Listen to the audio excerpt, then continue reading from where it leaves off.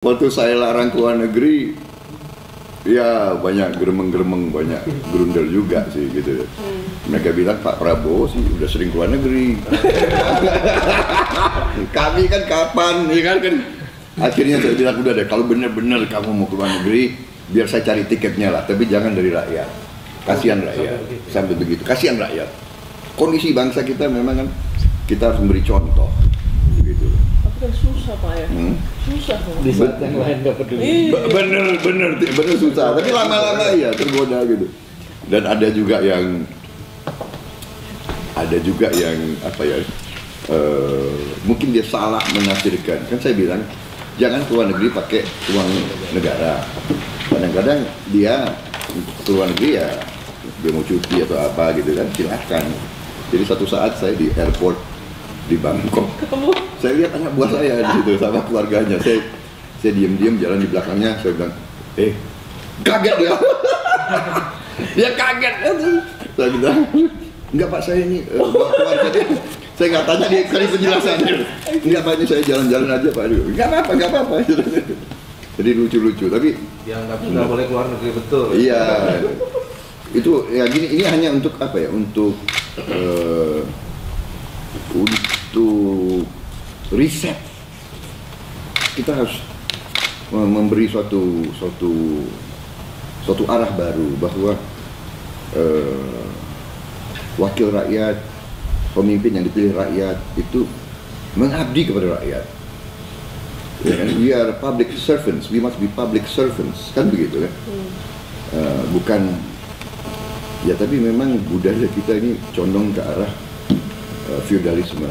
Jadi kalau udah begitu pemimpin, ya kan, waduh, harus dia. Ya. Itu memang mungkin budaya kita kan. Jadi ini apa ya? Ini perjuangan untuk memperbaiki warisan budaya kita juga. Iya, gitu. Iya kan? Satu kecenderungan sebagai contoh ya. Ini saya perhatikan waktu saya di tentara dan sekarang saya lihat di dunia politik ya. Ada satu kecenderungan, setiap pejabat kalau punya anggaran, ya kan, yang ingin dia bikin adalah kantor yang besar.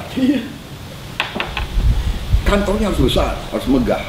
Nah itu kenapa tuh Pak? Ya, kantor. Jadi satu saat saya agak malu. Saya itu kan saya pernah jadi danjon, pernah jadi dangru dan pusdik. Kantor danjon saya gede, kantor dangru besar, ya kan, kantor. Nah saya suatu saat berkunjung, saya masuk ke ruangan pangapnya Inggris, ya, Chief of Defense Staff itu, kecil, sederhana lagi. Nggak ada kursi tamu, nggak ada sofa, kecil.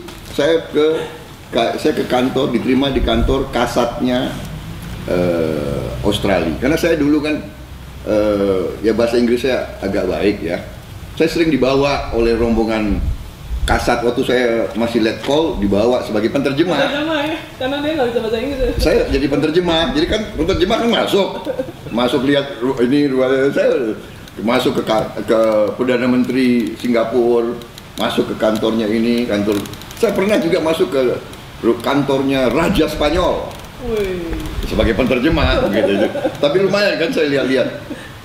Karirnya lumayan juga. Saya udah lihat kantornya raja-raja, kepala negara ya. Yordan, Spanyol, Kamboja, kemudian berapa perdana menteri di dunia. Relatif biasa begitu loh. Tahu-tahu saya pernah datang ke kantor ya biasa pejabat di Indonesia gitu. Gede banget itu. Kadang-kadang kita lupa ini ibu kota kabupaten atau ibu kota negara, itu kadang-kadang. Nah ini saya kira latar belakang apa ya? Iya, semangat feodal kita gitu. Kalau habis itu kecenderungan kita adalah kalau ada uang bikin gapura besar atau bikin patung, monumen, ya kan? Benar nggak itu? Nah sekarang orientasinya kalau saya lihat seperti tadi itu menterinya Jepang, ya kan, panglimanya Australia, kantornya biasa kecil, ya kan. Yang bagus, yang banyak adalah alat peralatan, fasilitas, kesejahteraan prajuritnya, rumah-rumah prajurit bagus, rumah sakitnya bagus, gitu loh. Jadi kita terbalik, kita show-nya harus bagus. We like show, ya kan? Itu. Nah, ini coba merubah mindset bagaimana ke arah produktivitas, efisiensi. Kadang-kadang susah, gitu. Tidak ringan, tapi kita harus coba, gitu. Dan itu masalahnya siap untuk nggak populer juga nggak?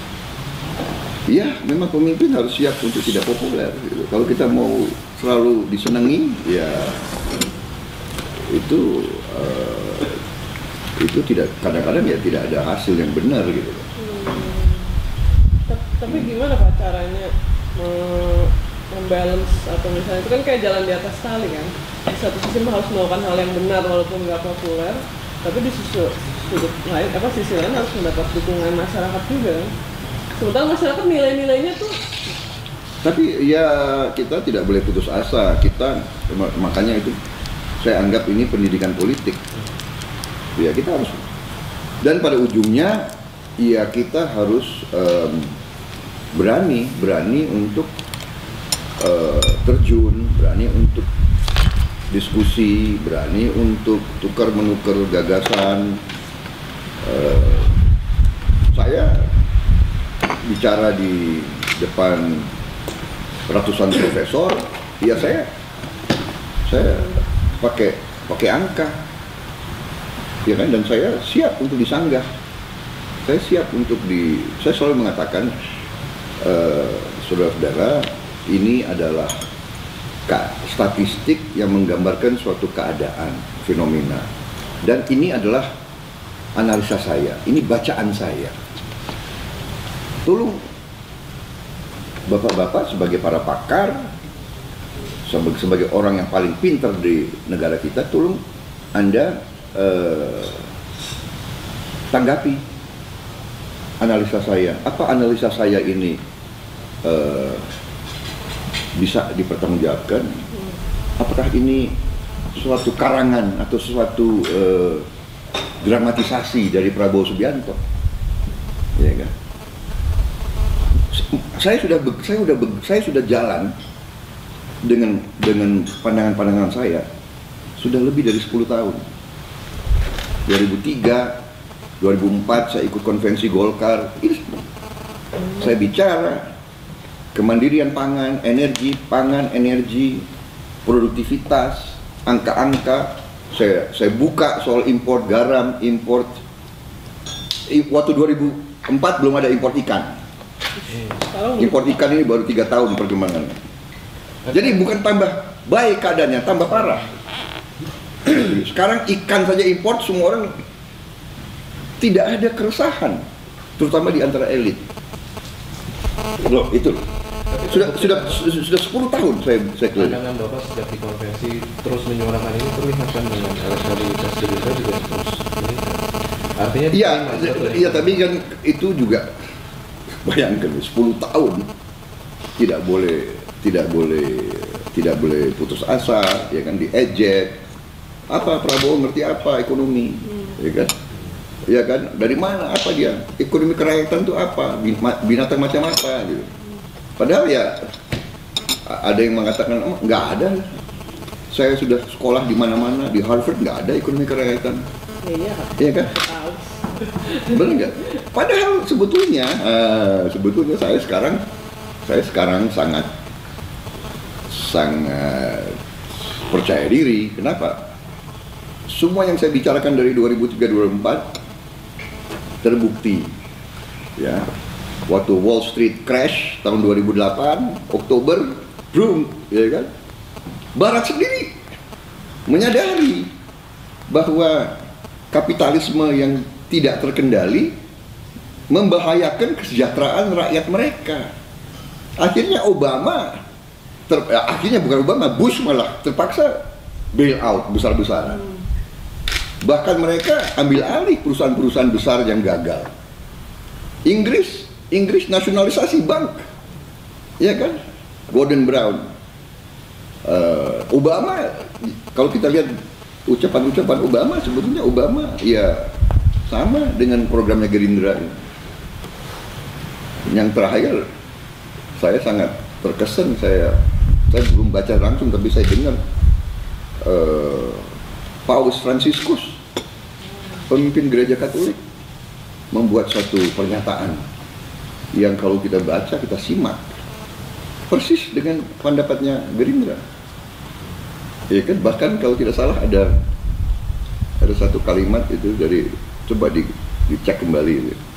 Beliau mengatakan itu faham menetes ke bawah itu trickle down effect itu, kalau tidak salah beliau mengatakan ini sesuatu yang istilahnya suatu mitos, suatu dongeng.